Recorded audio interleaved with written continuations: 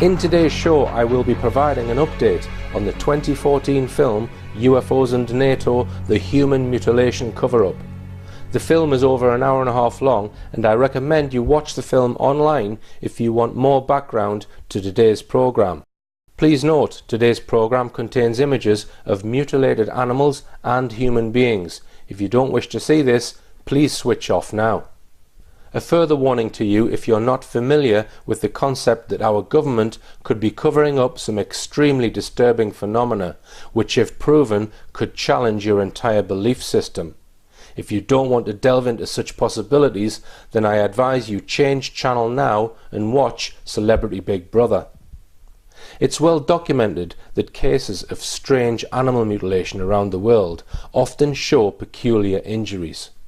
Injuries which defy an obvious explanation, such as small holes made into the carcass with sealed edges, entire organs missing, rectal coring, jaw stripping, and exsanguinations of blood. Cases have been documented all over the world by researchers such as David Caton in the UK and Linda Moulton Howe in the US. These researchers strongly link such cases to the UFO phenomenon. In the past, pathologists such as Professor Tony Fremont have looked at images and examined tissue samples from mutilation cases and have been unable to provide an explanation for the evidence. Our government has kept fairly quiet about the many cases reported, which in the UK have included sheep, horses, cattle, and also many wild animals. The only known statement ever put out by our government was in 1998, when BBC Manchester did a short piece about the phenomenon and in doing so asked the Ministry of Agriculture to comment. In their brief statement, the government said, "The series of animal mutilations have been very distressing for the farmers involved, and the majority of these incidents have been reported to the police as very serious offences and are being dealt with them at present. As a result, it is not for the Ministry of Agriculture, Fisheries and Food to pass comment on these incidents, as they are being handled by the relevant authorities." So, a clear statement in 1998 from the UK government that they know about unexplained mutilations and they know there are multiple cases. Since then, there have been hundreds more cases of unexplained animal mutilation in the UK, and the government has not made any comment during that time. This is despite my MP in 2009 giving a copy of my film Silent Killers to Jim Fitzpatrick, the then Agriculture Minister responsible for farm animals. He fobbed it off. I have revealed in my previous lectures much evidence which points to a government cover-up on this issue. In the recent film UFOs and NATO, I looked at evidence suggesting it's not just animals that have fallen victim to such bizarre, unexplained attacks. Probably the most famous case of unexplained human mutilation is the 1988 Brazilian case, where a man was found laid out on soft ground with no signs of fighting or a struggle, no signs that other people had been present, and no evidence that the man had been chained or tied. These photographs were accompanied by an official autopsy report from the Legal Medicine Institute in Sao Paulo. The report reveals some shocking facts. Here are just a few.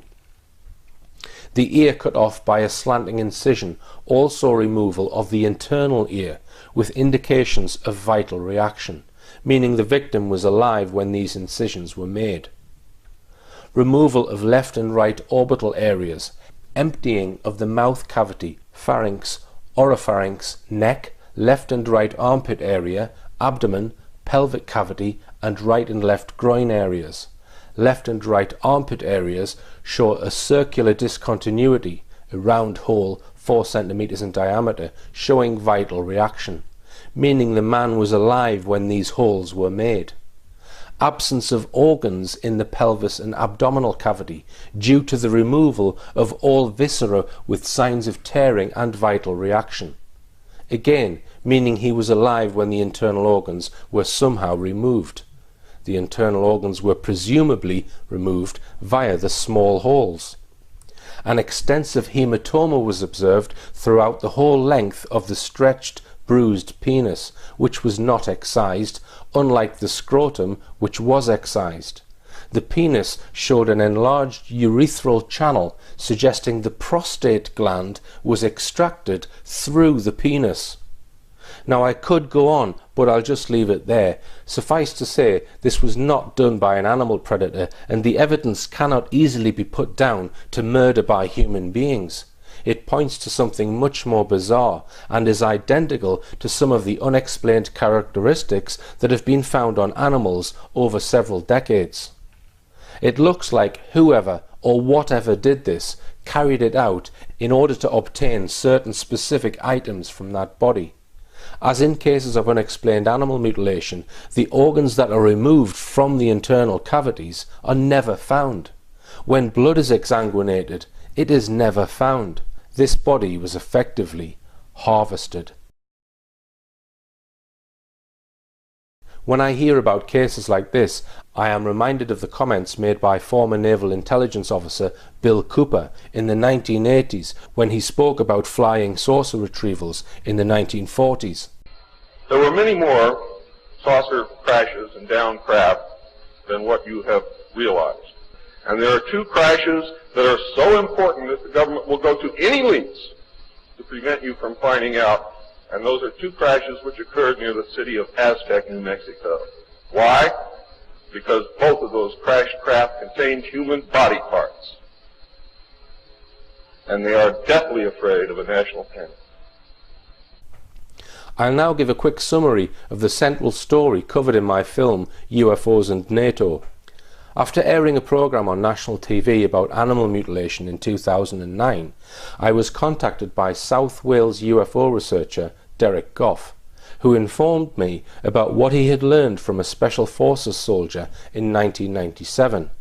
This soldier had worked in a secret find and secure team and been involved in missions all over the world to protect evidence left on the ground after military engagement with UFOs.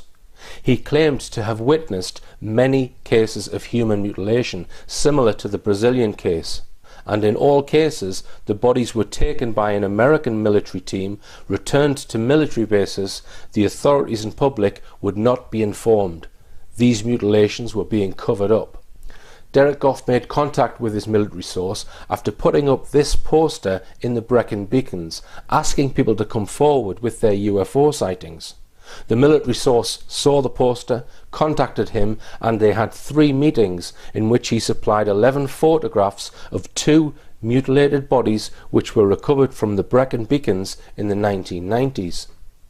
Many things happened at that time in 1997 which made Derek Goff very cautious about talking to me. Initially, people from the media tried to buy his story off him. After he refused, he then started to receive threats not to publish details of his story. At some point after this, he suffered a very serious, malicious house fire. He handed the 11 photographs of the mutilated bodies he had been given to South Wales Police, who told him they would arrest the person who gave them to him. He initially kept hold of a spare set for his own use, but the whole incident caused him so much stress he washed his hands of the case and handed the spare images to UFO researcher and retired police sergeant Tony Dodd. Having got the basics of Derek Goff's story in 2009, it took me over 2 years of persistent contact to get him to talk to me in an audio interview about what he knew. In this clip, he talks about being shown the photographs for the first time. And put his hand in his pocket and then took out these photographs. Colour, full colour. Asked me, was I alright? With the feeling of seeing something I wouldn't be sure of. And I said, yeah, you know, thinking of being a bit naive. Showed me the photographs and it's just, mouth went dry. It's just something that you think, I'm in a car with this man and he's showing me these. You know what I mean? And he was a big bloke, like a girl and boy. Girl of 16, boy of 21. Right. So I'm going through it now, so I can't... It's difficult for you to can't do it. Right. So there were 11 photographs. Right. And... no genitals. Gone. Just take your time. Teeth missing, that's just... and the boy had most of his skin was peeled off. All the top layer, just red. It's just horrifying. Right. And that was horrifying enough on its own, but to think that he'd in a car with this man, and my partner in the back, I mean, I think I'm a bit handy, but compared to this guy, after what I seen, I thought, and I'm stuck in the middle of this. Right. Anything could have happened to us. Yeah. No, where the genitals are, there was like a circle, like a circle gone out, like somebody, a cutter had gone in, but it was like a cutter had gone in and taken them out. Okay. yeah, it's just, but there was no mess, eh? No mess. Which I understand now, but I didn't understand then. But now I know about Right. this blood thing that Right. carries on. I mean, it's just clean cut. It was just like somebody had put a cutter in and Right. taken it. So just to get them, we'll quickly list them. So the genitals were gone on both the male and the female. Yeah. Right. And what about the breasts on the Gone. female? No, nothing. No teeth. No eyes. No teeth, no Lips eyes. are gone. Okay. And were they decomposed at all? No. That's another Right, okay. funny thing. And was the skin gone on the entire bodies on both of them then? or No, just on the boy. on the boy. So he He said it's like somebody just peeled it off, right, all the top part. right. And but the girl had her head hair removed and all of that. All the hair had gone. It's like if it looked like a newborn child that had been, but had grown up, born Right, like that. Nothing. right. No facial hair, nothing at all. So she just had genitals removed. And Breast, breast removed. lips. Lips. No, well, if I say eyes, the eyes were sunken in then. Okay. And he said to me that when he checked it, because he got to check for certain things, possibly life, there was nothing there. The breast was just like somebody had sliced the breast off, Okay. and it was just red there, just that Right. deep colour of red. But Okay. there was nothing coming down the sides Right. or So was any blood dripping on the carpet? No, nothing at all, nothing. Okay, so right.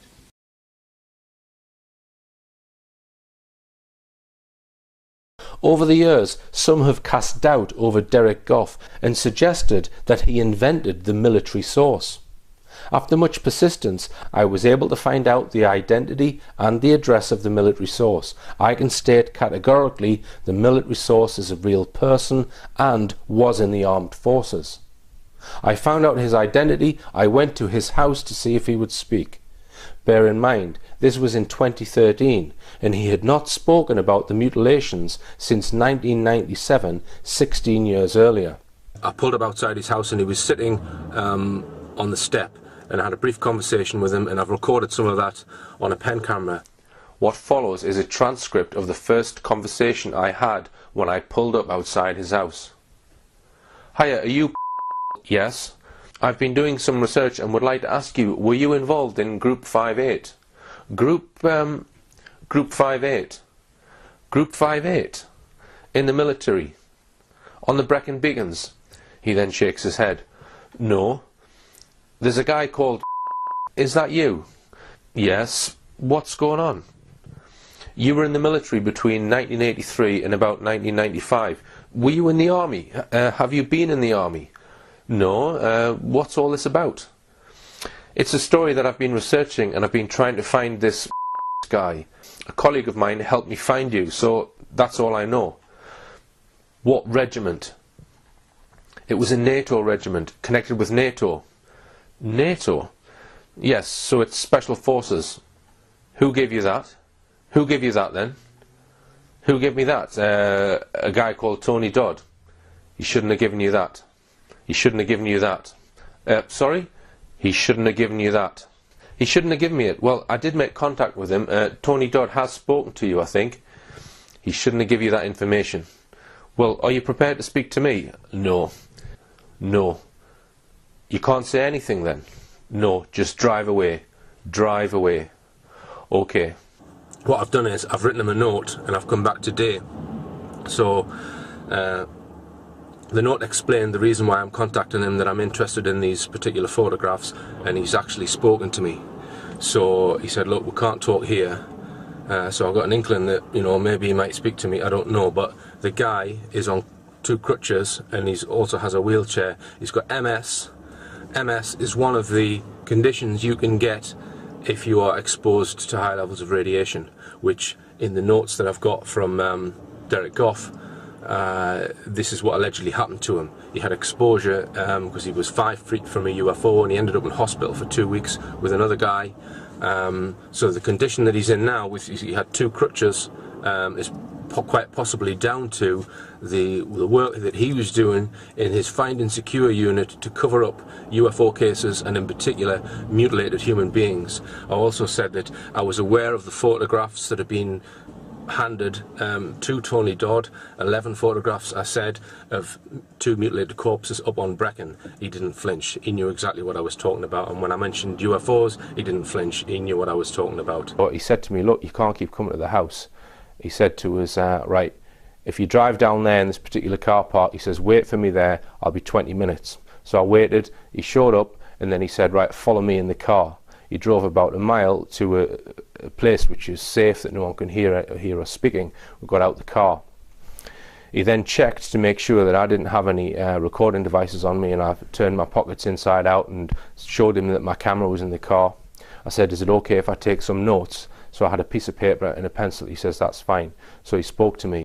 This man said that he was in a black ops unit that was controlled by the Yanks. That's what he said. And he said that when he volunteered for this in the 1980s, he didn't know what he was getting himself into. He said that we didn't know what we were volunteering for, but once we'd volunteered, we had no choice but to stick with it. You're in for life. And he said that if they find out that people like him speak about what their operations, he wouldn't be here and his family wouldn't be here. He was implying that his life is at risk, and his family's, if he was to speak about what he knows about.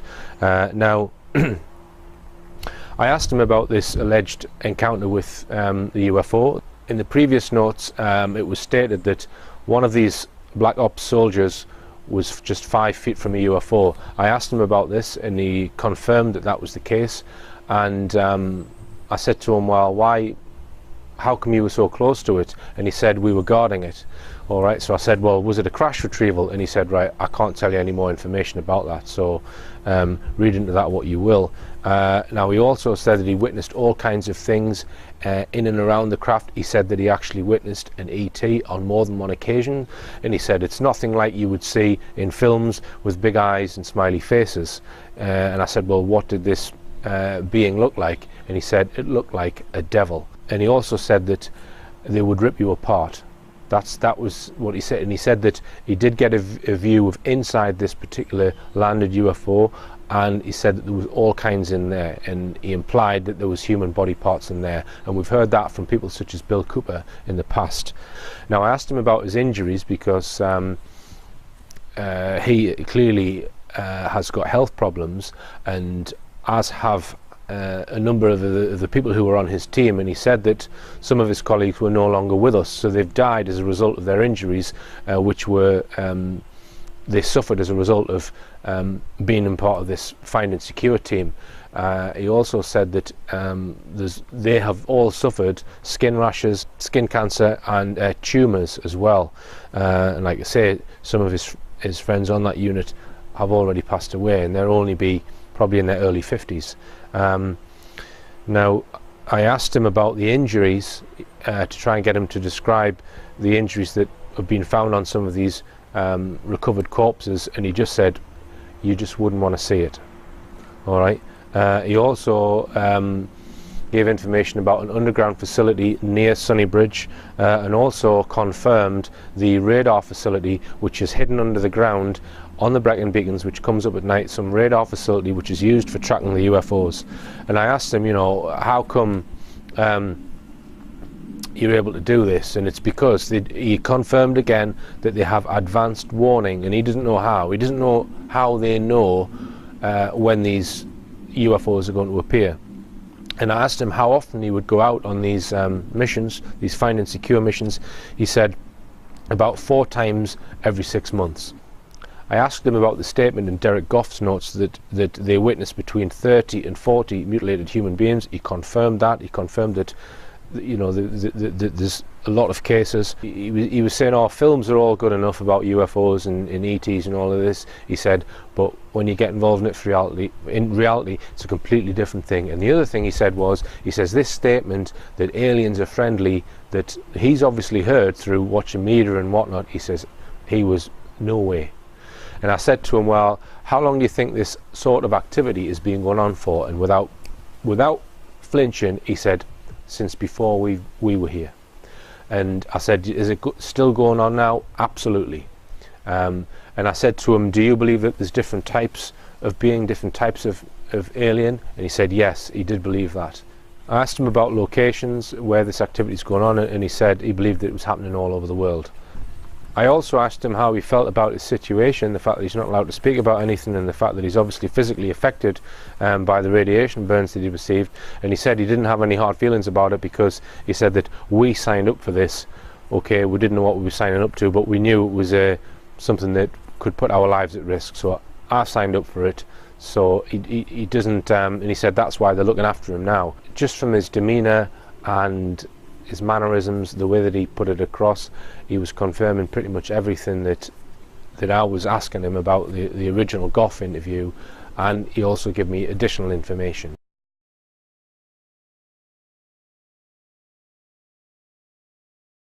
Here is a list of information he relayed to me in a series of 5 meetings in the latter half of 2013. 11 volunteers were picked out. It was a Special Forces Black Ops group under command of NATO, in which the Yanks were in charge.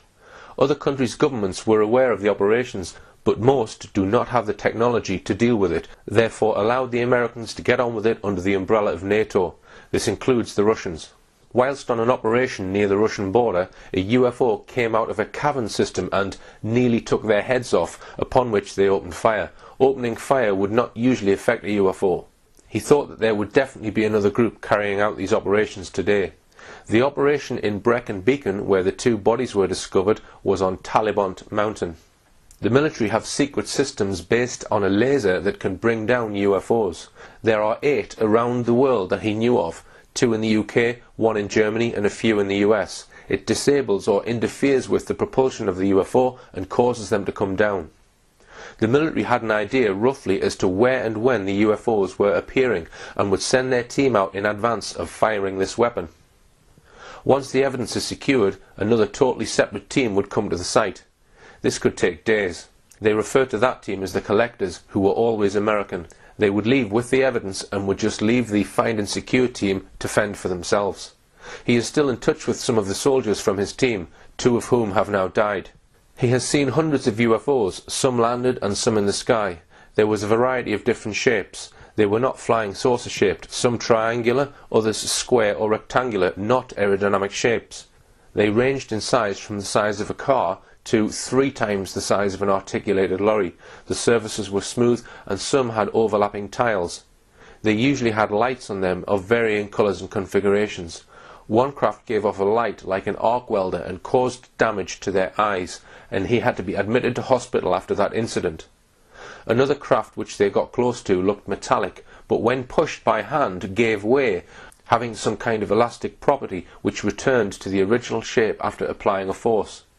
He said he thought that because some of the craft were so small, there must be bigger mother-type ships which these craft had come from.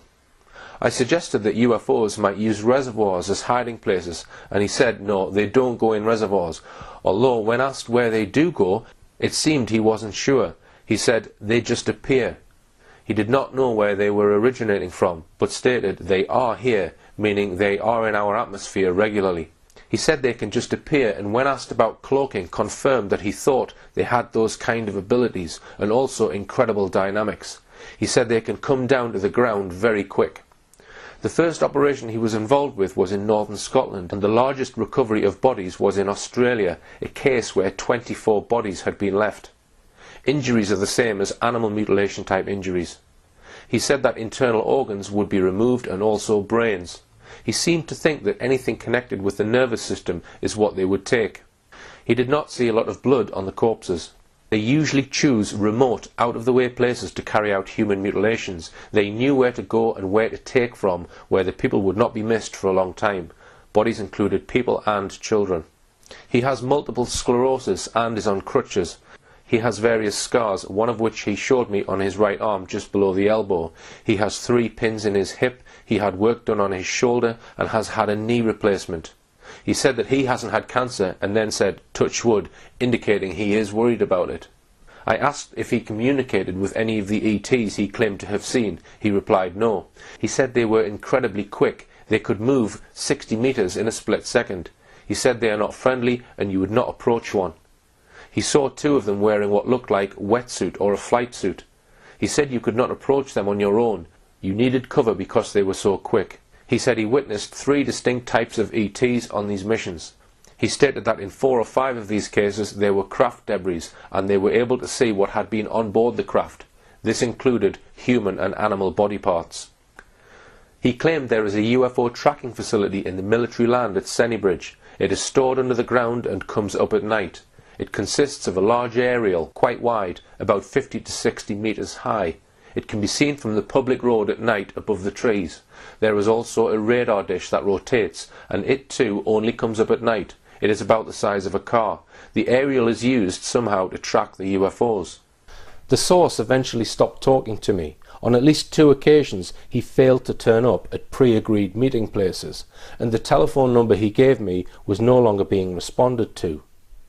Since making the film, I have gathered some more information. Firstly, when Derek Goff first met the source in 1997, on 2 occasions Derek's then wife sat in the back of the car taking notes. Derek has given me original copies of all the notes that were taken in their meetings in 1997. Having obtained the notes, I then managed to trace Derek Goff's ex-wife and went to visit her. She verified that the handwriting in the notes is hers and confirmed that she was present with Derek Goff in 1997 when they met the military source. She stated that she thought the whistleblower seemed genuine and believable. I have also, through a third party, made further inquiries to Gwent Police to try and verify Goff's claims about meeting a Detective Constable Adams and handing in the 11 photographs. So far, these inquiries have proved fruitless, though an approach via the Freedom of Information Act is still pending. The notes from Derek Goff are very interesting and contain some information that was not given to me when I met the military source. Americans had a north base somewhere in Scotland. Bodies that were recovered were put in freezers at this base. Post-mortems were carried out. There were 495 in American team, inclusive of 30-odd commanders. The British soldiers never called the American officers sir, but had to take orders from them before their own senior officers. His team was not allowed to touch the bodies and not look too closely. Americans always took the bodies. In many cases they saw burn marks on the ground, ranging from the size of a car and some much bigger. Sometimes trees would be twisted, almost in a full circle. What he has witnessed has affected his whole life. He is now quick-tempered, frustrated, a heavy smoker, and is overprotective of his children. The closest he has been to a UFO is 5 feet. It radiated heat, had no windows, made no noise, and was not actually on the ground. In that case, he and some of his colleagues were submitted to hospital. In the Brecon case, where a male and female were recovered, they went to a car initially. Its engine was running, no one was there. The seats had been removed from the front somehow. The car was taken away by the military and samples were taken from the ground. 2 weeks later, 3 kilometers from where the car was found, 2 bodies were recovered, male and female. The male's skin was peeled away on one side. Private parts, ears and eyes were missing. This is describing the images seen by Derek Goff. No civilian police were present. The military bagged the bodies and removed them. The girl and boy recovered from Brecon were aged between 16 to 21, not 16 and 21 as suggested in the previous film. This was a misinterpretation from these notes. He has witnessed more female cases than male. The burn marks on the ground nearby are often accompanied with pressure marks. He estimates he has seen around 36 bodies in total. Now, when I met the military man, I asked him if he could give me the date that the 2 bodies were recovered from Brecon Beacon. He refused and said that this would be giving me too much information. I set about trying to find corroborating evidence. I went to Brecon Library and scoured newspapers from the mid-80s to the mid-90s. One story stood out as a possible candidate from the Brecon and Radnor Express dated the 23rd of August 1990. It read, "Helicopter search for missing man. Police used their new helicopter and dogs in their search for a London man missing in Lambeda, Crickhowell on Monday. The man, who has not been named by the police, hired a car in London to visit friends in the Crickhowell and Swansea areas. The car was found with its lights illuminated and its engine running. There was no sign of the man. The man was later found in London in a confused state. Some of the facts in this article line up with our mutilation case. Firstly, the location. The military source told me that the bodies were found on Talibont Mountain, and in Goff's notes it states the bodies were found 3 kilometres from where the car was found. As we can see from this map, Lambeda is around 5 kilometres from the Talibont Mountain range, so the location is in the right area. The newspaper article points out that the engine of the car was running and that there was no sign of the man, meaning nobody was there. Goff's notes state the engine was running, no one there, no seats in front, car taken away. After finding the article, I went to Lambeda and spoke to 3 people in the village. Incredibly, all of them remembered the helicopter search in 1990. I spoke to a farmer whose farm is next to the lay-by where the car was discovered. He said he thought there were 2 people missing from the car, not 1 as stated in the newspaper article. He also said he believed that no one was ever found in connection with the empty car. It seems, from speaking to this farmer, that a little white lie may have been inserted into this story about the car belonging to a man from London who was later found in a confused state. If a man was found alive, why is the man not named? And why would they conduct a helicopter search of the mountains just because a man left his car with its engine running? It seems a bit drastic. How did they know he was not in the nearest pub, for example? This part of the story does not ring true and looks like it may have been given to the media to cover up the abduction of the young couple from the vehicle. We have another case which corroborates that the military have removed vehicles from that region. We know about a case in Langunada. He witnessed a UFO, and after the incident his car was covered in a white dust. The military actually took his car off him and gave him over £4,000 in compensation. This was at Langunada, which is in between the 2 locations of Lambeda and Talibont Mountain. So we do know that the military remove vehicles in connection with UFOs in those regions. Now, I'm not 100% on this, but if we assume this newspaper article is speaking about the same incident that the military source informed both myself and Derek Goff about, it means the mutilated couple met their fate on the 20th of August 1990.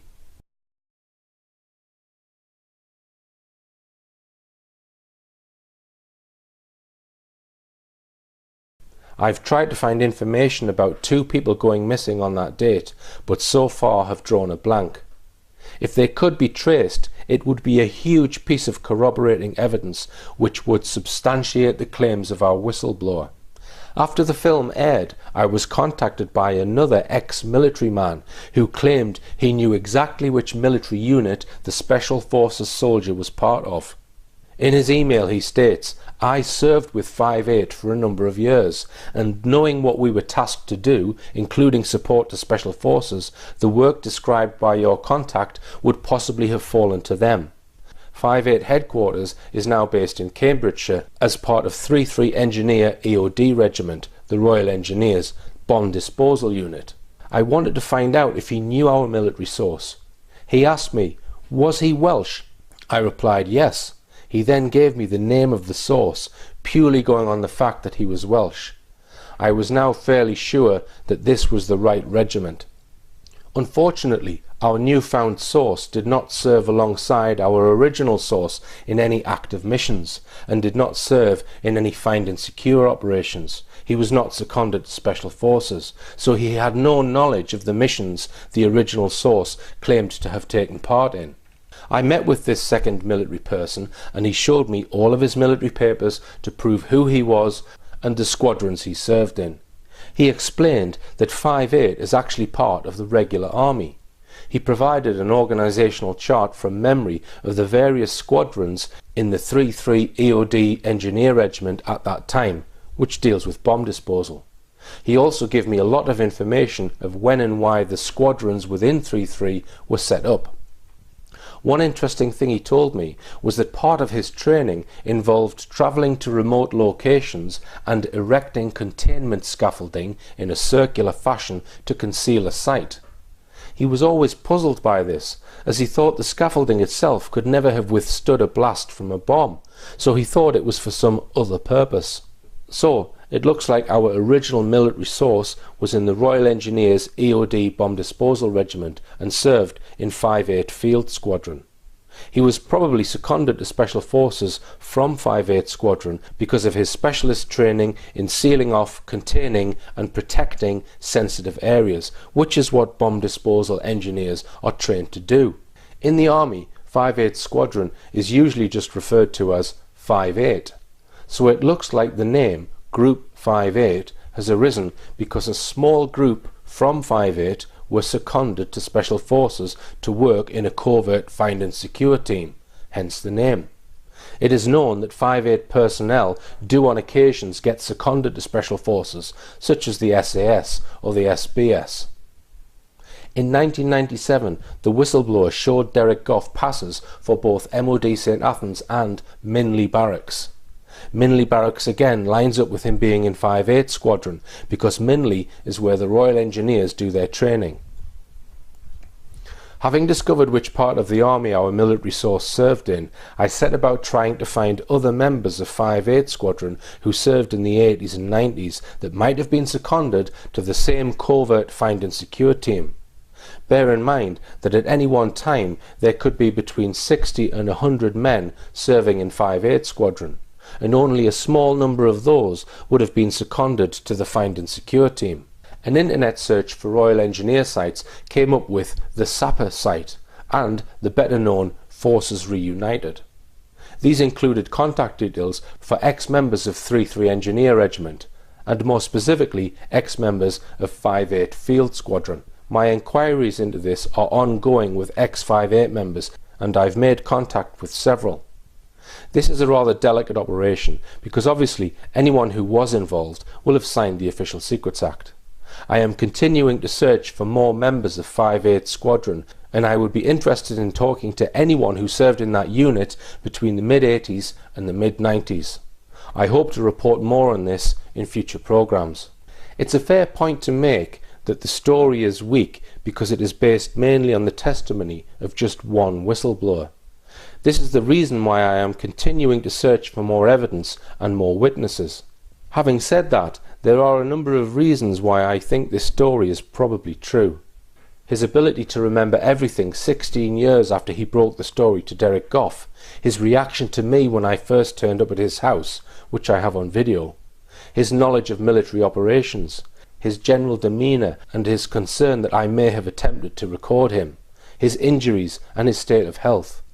I know Derek Goff quite well now, and I am convinced that he was in possession of the photographs that he described. I've still not been able to locate these photographs, which were given to former Police Sergeant Tony Dodd. Frustratingly, Tony Dodd's wife threw out all of his research material after he died, so the photographs may well have been destroyed.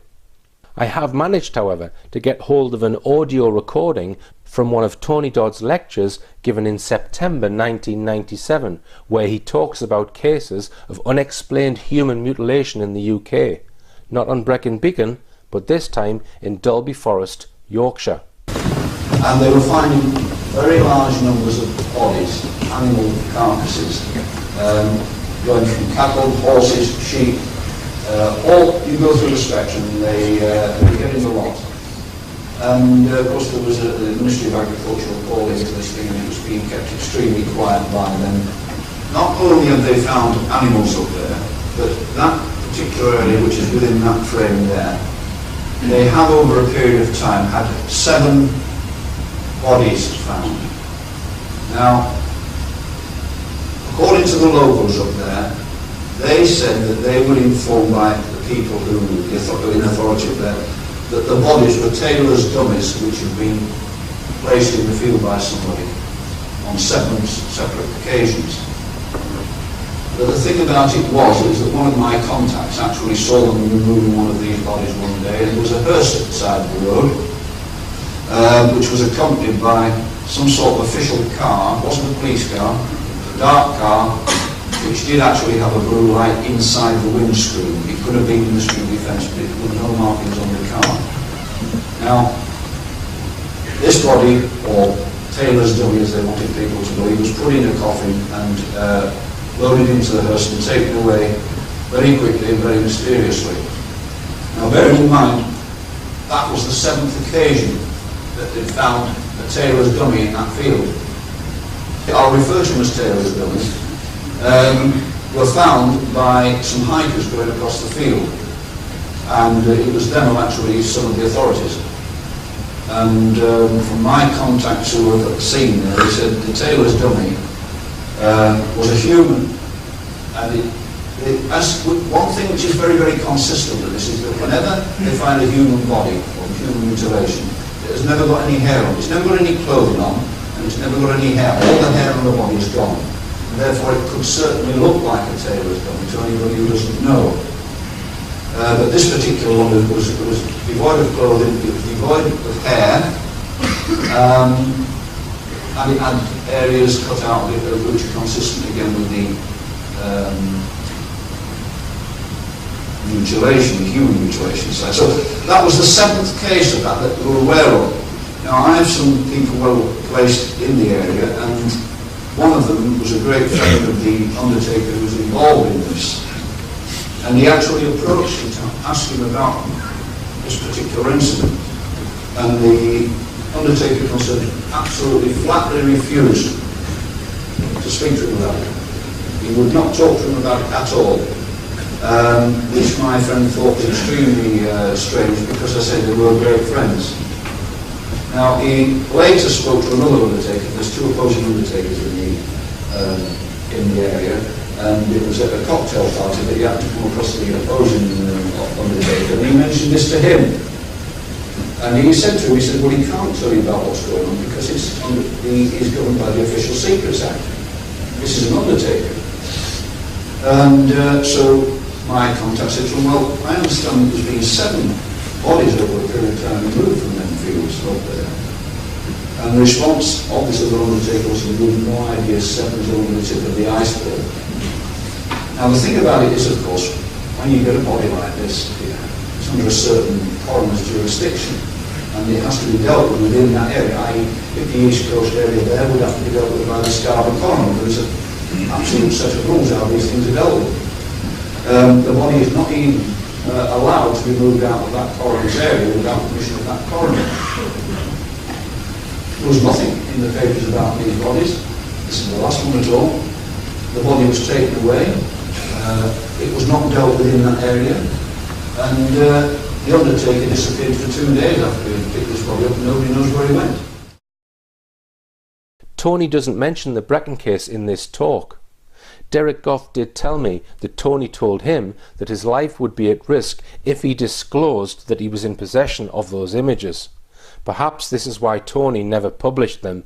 Tony Dodd's lecture provides testimony that human mutilation cases may have occurred in the UK other than on Brecon beacons. And it's interesting to note the 2 locations where we suspect human mutilation is alleged to have occurred: Talibont Mountain, not far from military land at Sennybridge, and Dalby Forest, not far from military land at Fylingdales. This would lead some to conclude the mutilations must be military operations. I would agree with that only in part. The source told me that the military had a weapon which it was using to target UFOs. If this is true, then they would probably only fire it when a UFO is over large areas of military-controlled or unpopulated land. Could this explain why human mutilation cases have turned up next to these areas? So, you might ask the question, what is going on? And is it still going on? The few cases we know about in the UK took place in the 1990s. One thing the farmer at Lambetta told me was that the military presence in and around his remote farm in the 1990s was very active, and the military would often rent fields off farmers for use of helicopters and such like. But he said the activity significantly died down around the year 2000. If you ask me to guess on what might have been going on with the little information I have, here's my best stab at it. I think it's possible there was an American-led secret military project which was being ran in the 1990s under the authority of NATO. Its function was to target and acquire UFO hardware by attempting to disable them with a non-ballistic weapon which had been developed. The project was possibly using parts of the UK military for ground operations, to seal off and protect areas that had been affected by their air offensives. Some of these operations were carried out in the UK, but UFOs were only targeted over military-controlled areas so that debris could be easily collected by UK teams. So, why would human mutilation cases be turning up in these areas on the ground after such operations? Well, it's anyone's guess, but perhaps it was a form of retaliation. That's just a hunch. If anyone has any information on 5/8 Squadron engineers being seconded to Special Forces for such operation, I'd really like to hear from you. But you're not going to find out about this by submitting Freedom of Information requests. Thank you for listening, and sleep tight.